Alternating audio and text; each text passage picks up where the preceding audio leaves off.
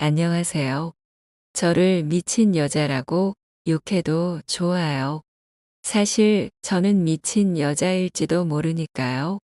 사위에게 그날 대주었던 일, 그 모든 행동은 오직 제 딸을 위한 선택이었어요.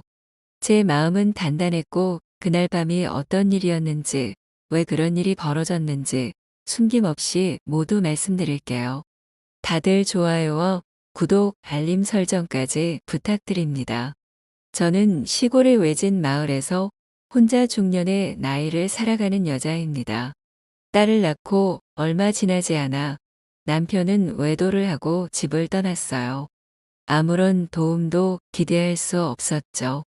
막막한 현실 속에서 저는 무슨 일이든 하며 딸을 키웠습니다. 농사도 돕고 마트에서 온갖 힘든 일을 하면서 몸이 부서져라 일했어요. 하루하루가 전쟁 같았죠. 사위와는 14살 차이가 납니다. 저는 일찍 결혼해 아이를 낳았고 사위는 제 딸보다 나이가 꽤 많아요. 제 딸은 고등학교 졸업 후 취직 대신 파트타임 알바를 전전했습니다. 술집에서 일하던 딸이 우연히 만난 사람이 바로 사위였습니다. 그 사위는 술집을 무려 3곳이나 운영하는 사업가입니다. 고급 외제차를 타고 다니는 화려한 남자지만 겉모습과 달리 그는 이미 인생의 수많은 실패와 시련을 겪은 사람이었어요. 처음 술집을 열었을 때는 금방 망하고 말았죠. 하지만 그는 포기하지 않고 계속 도전했고 결국 지금은 장사가 잘 되는 술집 3곳을 가진 성공한 사장님입니다. 그가 또 다른 술집을 하나 더 가지고 있었는데 이곳은 장사가 썩 좋진 않아도 직원 월급은 꼬박꼬박 줄 수 있는 곳입니다.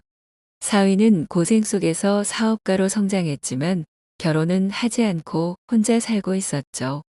딸이 그 술집 중 한 곳에서 일하게 된 것이었어요. 사위는 처음에 딸에게 별로 관심이 없었다고 합니다. 30이 넘은 사위와 20대 초반 딸 사이에 자연스러운 일일 거예요. 하지만 어느 날 일을 마치고 딸을 집에 데려다 주던 사위와 딸은 그 술집 근처에서 한 잔을 했고 예상치 못한 감정이 섞였습니다. 그날 밤 둘은 함께 잠자리를 가졌습니다. 이후 사위와 딸은 몰래 동거를 시작했고 그 소문은 마을에 금세 퍼졌어요.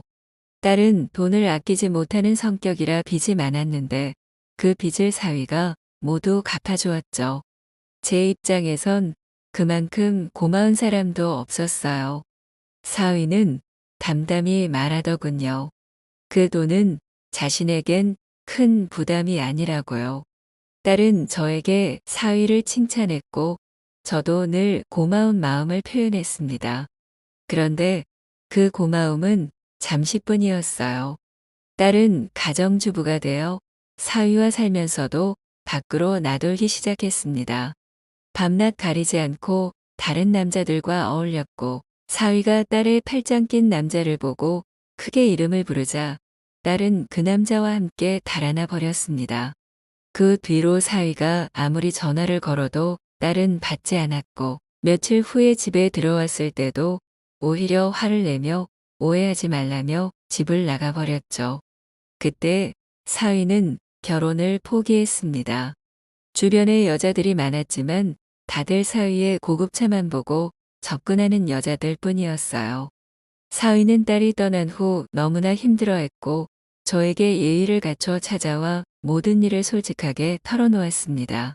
딸과의 관계를 정리하겠다는 말을 들었을 때 저는 무너져 내렸어요. 허름한 시골집을 다시 지어주겠다는 약속까지 했던 그 착한 사위가 딸 때문에 상처받는 모습을 보고 눈물이 멈추지 않았습니다. 혼자 마트에서 일하며 살아가는 저도 외로운 여자입니다. 딸 하나 키우며 딸 걱정에 세월을 다 보냈죠. 딸이 좋은 남자 만나 안정되길 바랐는데 사위가 와서 하는 말을 들으니 마음이 무너졌습니다. 저녁을 차려준 그날 사위는 많은 이야기를 쏟아냈어요. 딸이 집을 나가 얼마나 힘들었는지, 자신의 지난 삶이 얼마나 고달팠는지를요. 그가 고생담을 이야기할 때 저도 눈물이 터졌습니다. 저 역시 고단한 삶을 살아왔기에 그 눈물은 서로의 아픔을 공감하는 울음이었어요. 사위도 울고 저도 울었습니다. 사위는 저에게 고맙다고 했고 저는 그 고마움을 마음 깊이 느꼈습니다. 딸과 짧게 동거한 그 남자가 예의를 갖춰 저를 찾아왔다는 사실이 그 무엇보다 고마웠어요.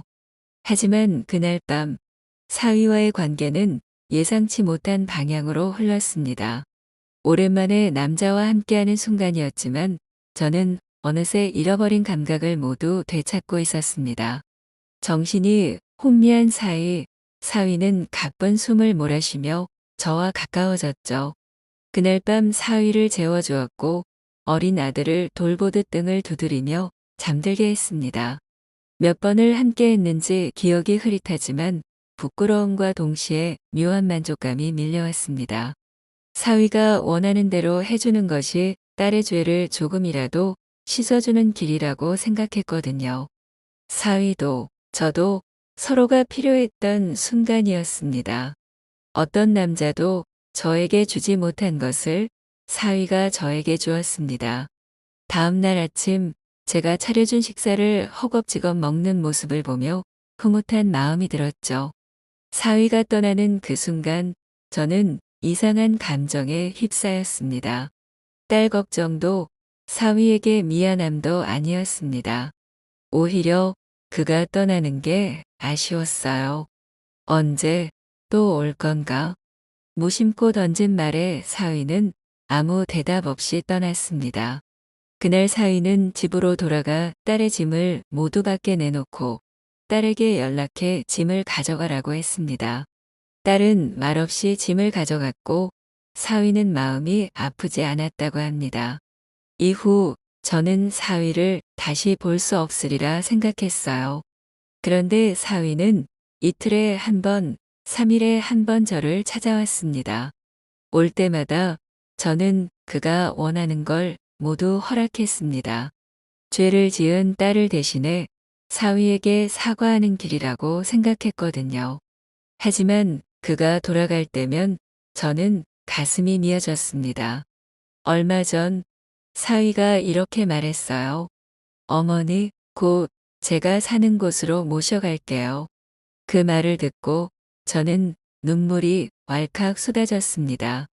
저는 사위에게 말합니다. 딸을 대신해 사죄한 것뿐 다른 욕심은 없다고요. 사위는 그저 그렇게 이해하라며 말했고 저는 모르게 웃음이 나왔습니다. 며칠 전 사위는 트럭을 보내 짐을 모두 실어 보내라고 했어요. 마지못해 짐을 실었지만 이게 맞는 걸까 하는 생각이 듭니다. 그래도 저는 삶에 몸을 맡기기로 했습니다. 사위가 일하러 나가는 동안 저는 집안일을 하며 맛있는 음식을 준비합니다. 나중에 그가 저를 필요 없다고 하면 조용히 떠날 생각이에요. 그때까지 저는 그 사람의 아내로서 최선을 다하려고 합니다. 저를 못된 년이라고 욕해도 좋습니다. 이대로 그렇게 살아보렵니다.